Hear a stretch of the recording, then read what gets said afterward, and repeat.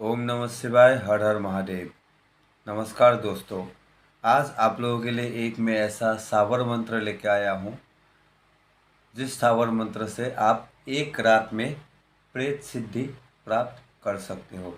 अर्थात एक रात में आपसे प्रेत सिद्ध हो जाएगा ये मंत्र के जरिए। मेरे बताए गए विधि विधान से अगर आप इस मंत्र का जाप करोगे, जो मैं मंत्र अभी देने वाला हूँ और जो विधि विधान में बोलने वाला हूँ, उस तरीके से अगर आप उस मंत्र का जाप करोगे तो आपको क्या होगा, एक रात में आपको प्रेत सिद्धि होगा। तो जिन जिन साधकों को प्रेत सिद्ध करने का मन है वो ये वीडियो देख के अपना प्रेत सिद्धि का जो कार्यक्रम है वो स्टार्ट कर सकता है। लेकिन प्रेत सिद्धि का कार्यक्रम स्टार्ट करने से पहले दोस्तों या मेरे साधकों, मैं आप लोगों को बोलना चाहूँगा कि प्रेत सिद्धि वाला जो अनुष्ठान है या ये जो साधना है वो करने से पहले आपको एक बात जानना ज़रूरी है कि आपको गुरुमुख होना अत्यंत आवश्यक है।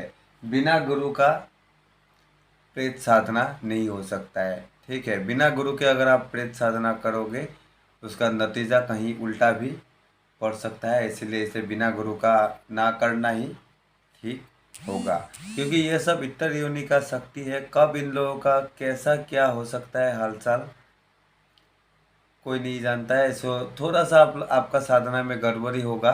ठीक है, थोड़ी सी आप साधना का कुछ भी विधि से चूकोगे और इधर आपके साथ बड़ा से बड़ा अनर्थ हो सकता है। इसीलिए ये साधना गुरु के संरक्षण में, गुरु के देखरेख में ही करना चाहिए।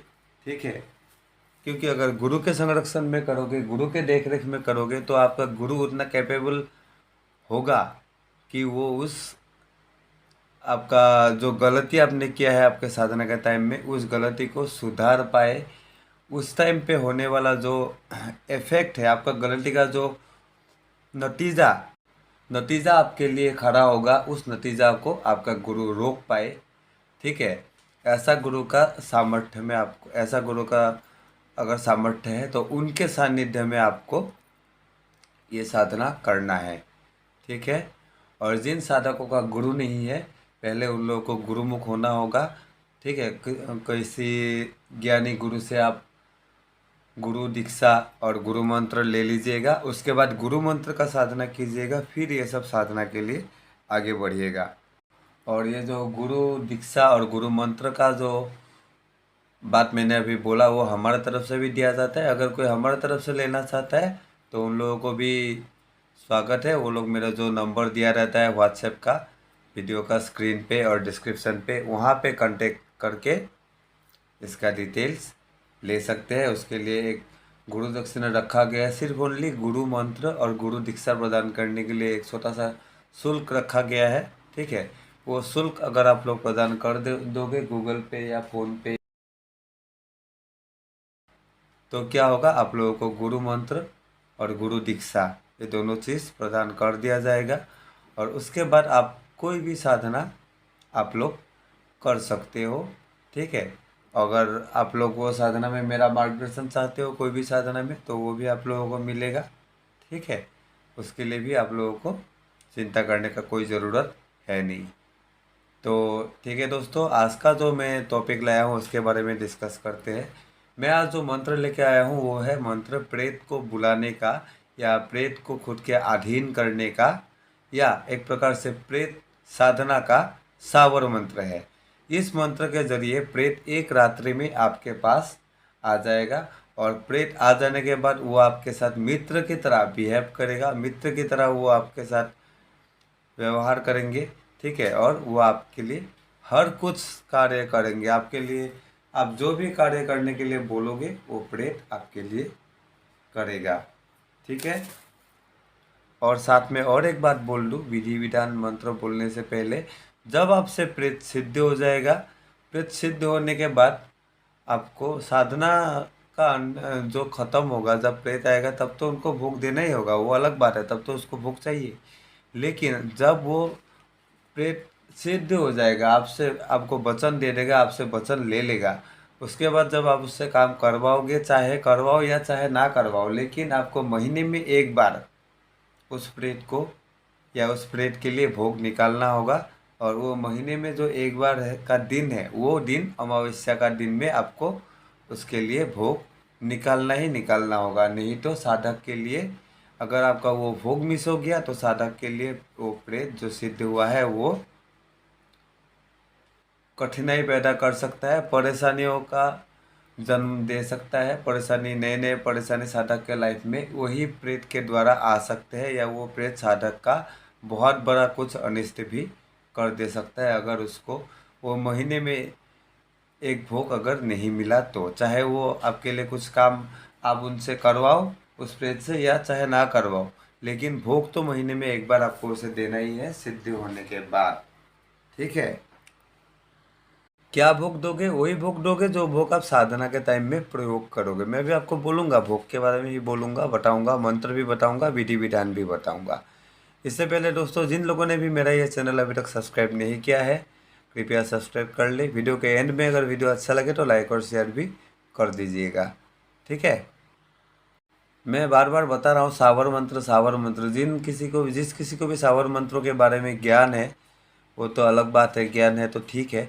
जिसको ज्ञान नहीं है मैं उसको बोल देता हूँ, सावर मंत्र किसे बोलते हैं। सावर मंत्र आप लोग अभी फ़िलहाल के लिए समझ लीजिए। सावर मंत्र कुछ ऐसे मंत्र होते हैं जिन मंत्र को कभी जागृत करने का ज़रूरत नहीं पड़ता है, वो स्वयं सिद्ध होते हैं, स्वयं जागृत होता है और ऑटोमेटिकली अपना कार्य करते हैं, जिस कार्य के लिए मंत्र को जपा जाता है। ठीक है, वही होते हैं सावर मंत्र। अब सावर मंत्र की रचना किसने की थी? सावर मंत्र की रचनाकार है गुरु गोरखनाथ, अर्थात नाथपंथ से सावर मंत्र का उत्पत्ति हुआ है। नाथपंथ के साथ सावर मंत्र जुड़ा हुआ है। ठीक है। और इन सावर मंत्र का क्या है, जैसे वैदिक मंत्र जाप से पहले कुछ कुछ नियम होता है, जैसे कि आप करन्यास समझ लीजिए, अंगन्यास समझ लीजिए। ठीक है। आपका प्राणायाम समझ लीजिए, उसी तरीके से सेतु समझ लीजिए। उसी तरीके से ये सब क्या होता है, नियम, जो वैदिक मंत्र, जो किसी भी वैदिक मंत्र को पढ़ने से पहले या जपने से पहले इन नियमों का पालन करना जरूरी होता है। लेकिन सावर मंत्र में ऐसा कोई नियम नहीं है, सिर्फ डायरेक्टली आप मंत्र को जाप करके उसका फायदा ले सकते हो। यही सुविधा है सावर मंत्र में। और सावर मंत्र क्या होता है, स्वयं सिद्ध और स्वयं जागृत मंत्र होते हैं। इसको अलग से इसका साधना करके इसे जागृत करने का प्रयोजन नहीं होता है। जबकि वैदिक मंत्र में ऐसा नहीं होता है। उसको कोई भी वैदिक मंत्र को उपयोग में लाने से पहले उसको एक निश्चित परिमाण में जाप करके उसको सिद्ध कर लेना पड़ता है, जागृत कर लेना पड़ता है। ठीक है, तभी वो वैदिक मंत्र काम करते हैं। लेकिन सावर मंत्र में ऐसा सिस्टम नहीं है, वहाँ पे कोई सिद्ध जागरण का सिस्टम नहीं है। डायरेक्टली उस मंत्र को पढ़ के जो भी काम साधक करना चाहता है, या वो मंत्र जिस कार्य के लिए उपयोग होता है, उस कार्यों को किया जा सकता है। अभी बताते हैं प्रेत साधना आप लोग कैसे करोगे, उसका विधि विधान। प्रेत साधना करने के लिए आपको क्या करना होगा, कोई भी एकांत स्थान में आपको देखना होगा। पहले एक कोई भी एकांत स्थान, खुद का घर में नहीं, खुद का कमरे में नहीं, कोई भी एकांत स्थान घर का बाहर देखना होगा आपको। और उस स्थान पे आपको देखना होगा, खासकर ऐसा एकांत स्थान देखना होगा जहाँ पे बबूल का पेड़ हो। ठीक है, बबूल का पेड़ जहाँ पे हो वैसा एकांत स्थान आप ढूंढ लीजिएगा। ढूंढ के रात्रि के 12 बजे आपको उस बबूल के पेड़ के नीचे जाके आसन लगा के बैठ जाना है। आसन जो होगा आपका काला कंबल का आसन होगा, और जिस दिशा में मुंह करके आप बैठोगे वो दिशा आपका पश्चिम की दिशा होगा। ठीक है। उसके बाद आप एक सरसों का तेल का दीपक वहाँ पे प्रज्वलित करोगे। सरसों का तेल का दीपक प्रज्वलित करके भोग वहाँ पे रख दोगे। भोग में आप रखोगे शराब, एक छोटी सी प्याली में शराब रखना। ठीक है, मिट्टी का हो या प्लास्टिक का हो, जिसमें भी हो शराब रखना। और एक केला का पट्टा में आप क्या करना, केले का पट्टा जो है वहाँ पे मुर्गी का कलेजा या बकरे का कलेजा जो भी मिले, बकरे का कलेजा अगर मिल गया तो अच्छा है, नहीं तो आप मुर्गी का कलेजा से भी काम चला सकते हो। मुर्गी का कलेजा वहाँ पे रख देना। और उसके बाद वहाँ पे धुनी करना, गूगल का धुनी देना, धूप लगाना। ठीक है, और धूप लगा के मंत्र का जाप करना, जो मैं मंत्र भी बोलने वाला हूँ।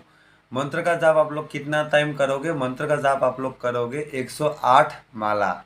ठीक है, 108 माला आप लोग मंत्र का जाप करोगे।